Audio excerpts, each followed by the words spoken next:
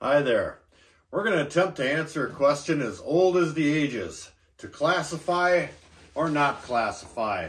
I have a number of classifiers here that I got from High Plains Prospectors. They also sent me this great big, huge, giant bag pay dirt. Now there's some gold. What does it say there? 1.2 grams of gold guaranteed. Now I could just take this material, get it wet, throw it in a pan, and pan away. And honestly, sometimes I do that. But I can't stress enough how much easier it is to pan gold if all the material is the same size. And that's how these classifiers here come in handy. Gold is going to be 99 out of 100 times the heaviest thing left in your pan. And if it's all the same size, the golden rule is, well, gold wins. So let's cut this bag open, inspect it a little bit, and we'll show you some classifiers.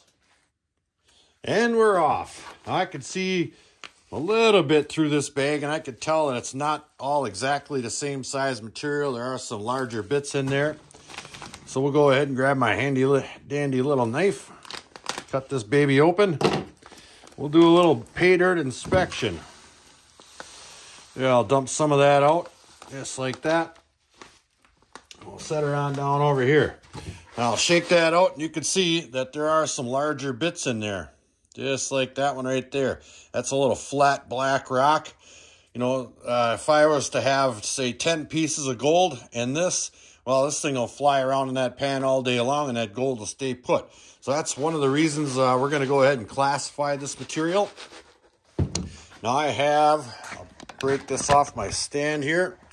I have a number of classifiers here. Now we probably wouldn't want to use, you know, say this largest one here. I think that's 1/2 inch. But moving on down, it goes down to 1/4 inch and an 1/8 inch and probably a 1/16 inch, and then all the way down to what I believe is like a 400 mesh. I don't know if we'll be needing that, but we're going to play along anyway. So I'll go ahead and I'll dump a bunch of this material right on top of these stackable classifiers right here. Just like that. There we go. Now this might require 2 hands, so I'm going to set the camera back up. We're going to do some shaking.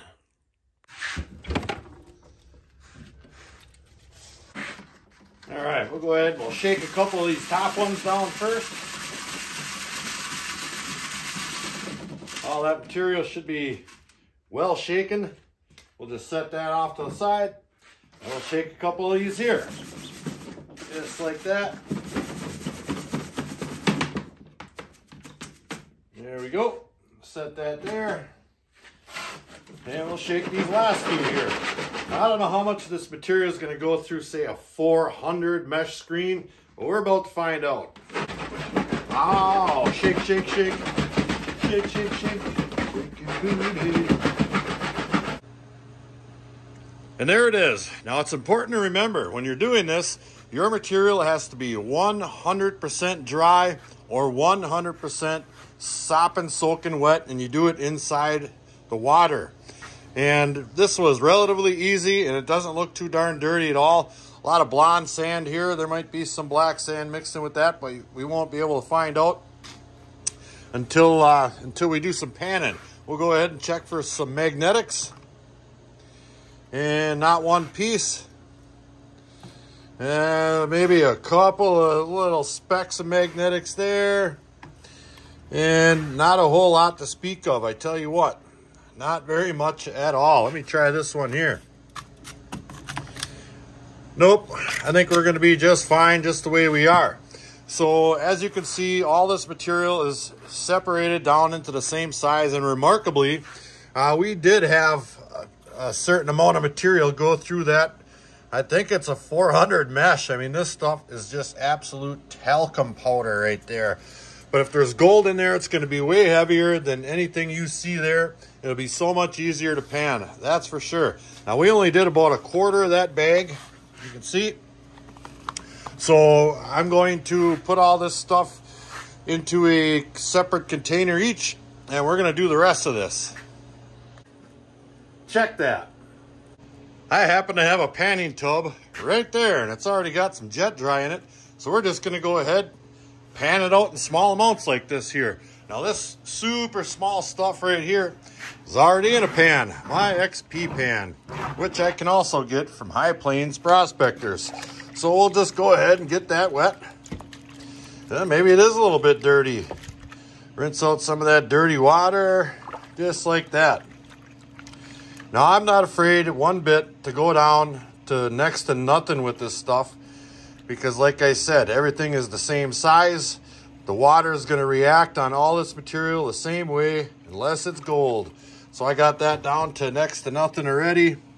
And there is a certain amount of black sand in there. And we'll go ahead and pull this back. And by golly, there is some micro fine gold up at the top up in there. You going to focus? Focus, focus. All right, let me set the camera up on a stand here. And I'll do some tapping and see if we can't find a little gold in that black sand there. Go right on over here. And just like that, TV magic. The boys fell asleep. Ta-da! All right, I'm going to shake that right back down into the corner. All right, we'll do a little tapping. Just like that. We'll flatten it out. Pull it back a little bit. Give it a little tap. Flatten it out. Pull it back. And keep repeating that process. Just like that. And I always like to shimmy the pan a little bit when I pull this back. The gold tends to stay up at the top even though you're shimmying. And I don't have my glasses on, but I can clearly see there is some super fine gold up at the top there. Give that another tap. There we go. Come on down, you. I wish I had my glasses. Hope you guys can see that. All right, we did get some gold up, down from that extremely small stuff. Let me see what we can do about taking a picture of it. Well, and there it is. I mean, it's not very much gold, but that wasn't a whole lot of material. A few specks up at the top there. Not bad. Looks like we're going to get a little bit of gold out of each one of these sizes, I hope. So let's grab the next size up. Pan it out. All right, next in line is right here. This stuff here is mighty small too. Dump it in there.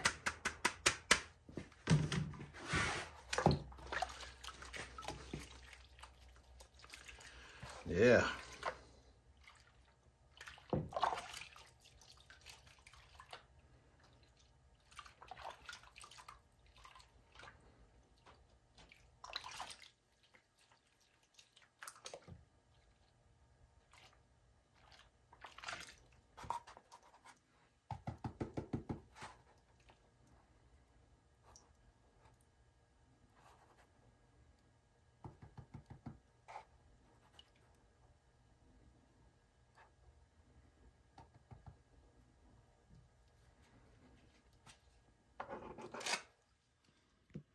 Now, as we're moving up in size of classifications, I think we're down to the 3 last sizes here. And I've got this particular size down to a small amount right here. And I want to show you how easy it is if this is all exactly the same size. See that? I can pull this right back with no effort at all. And all that gold just stays put up in there. And everything else is down here, gold-free 100%. Piece of cake. There's some nice looking pieces in there. Can't wait to see what's in that stuff. Here's the gold we've got so far out of that small portion of that bag. Looking pretty darn good. There's some really nice looking pieces in there. These are all nice sized pickers. Look at that. And we do have some smaller gold in there. Looks like the majority of this bag might be big old giant pieces of gold like that. Only one way to find out. Let's pan the rest. All right, now we have most of that bag done, but I did save a small amount just to show you guys the difference between panning with all the material from the bag in there, big stuff, small stuff, in the middle stuff. I mean, this stuff is relatively easy to pan. It's not chock full of black sand and chunks of lead and that, but it's still absolutely 100% pays to classify. I could probably classify that down the whole bag in 2-3 minutes, and it's extremely fast panning once everything's the same size. But we're going to go ahead and pan this last batch up all together.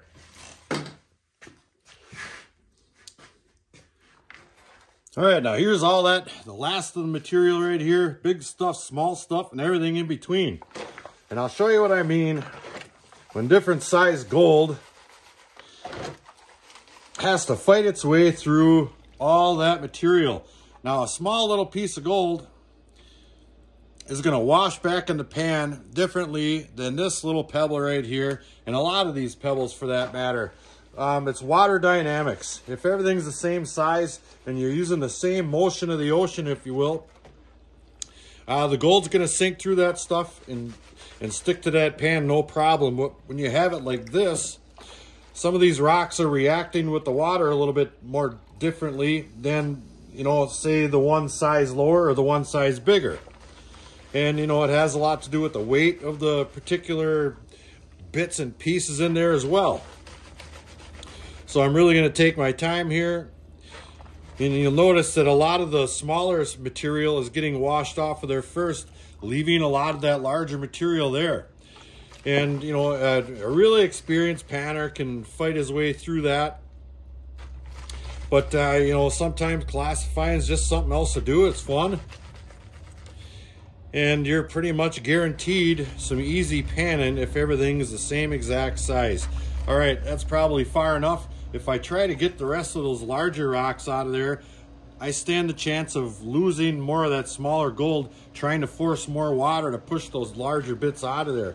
So we'll go ahead and we'll pull this one here back, just like that. And it's the same concept as pulling this water back like this here. I'm forced to move so much water and tip that pan further back like that to move these larger rocks that I'm probably losing some of that smaller gold in the process here. So I'll just move that with my hand. And luckily for us, most of the gold that we've been dealing with out of this bag is big old pieces like these. So this bag was relatively easy. So let me get this all cleaned up, piece of cake, and we'll take a look at all the gold together. Ooh-wee, that's some beautiful stuff. And voila! Now there are some smaller bits of gold in there, but like we said before, the majority of this gold here is this large stuff right here, and it definitely looks like, whew, a little more than 1.2 grams.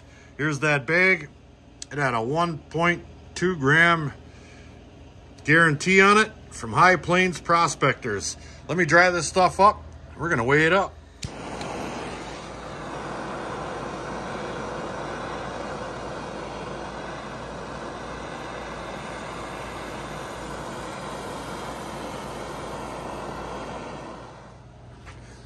All right, let's do this. Turn that puppy on.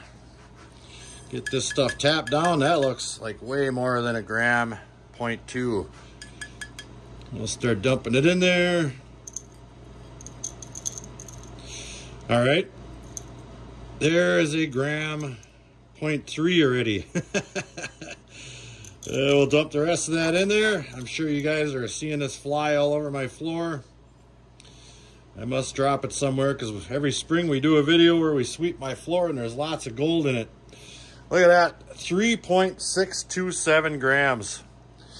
Ooh-wee. Thank you, High Plains Prospectors, which, by the way, supplied those awesome classifiers. Thank you guys very much. That is beautiful. Well, there you have it. So the question was to classify or not classify. Why not? It doesn't take all that long, provided the material is 100% dry or 100% wet. You got to do it underwater if it's going to have any moisture at all. It's so much easier to pan, the same exact size material. Go ahead, give it a try if you don't believe me, but it only makes sense. It's science. And I got to tell you, especially that stuff on the beach. A lot of that black sand that we play with out there is really round, and it's smaller than the gold. So in many cases out there, you could probably classify the sand out of the gold. The gold is just so darn flat, it probably wouldn't go through, say, 200 or 400 mesh classifier where that sand will fall right through that stuff.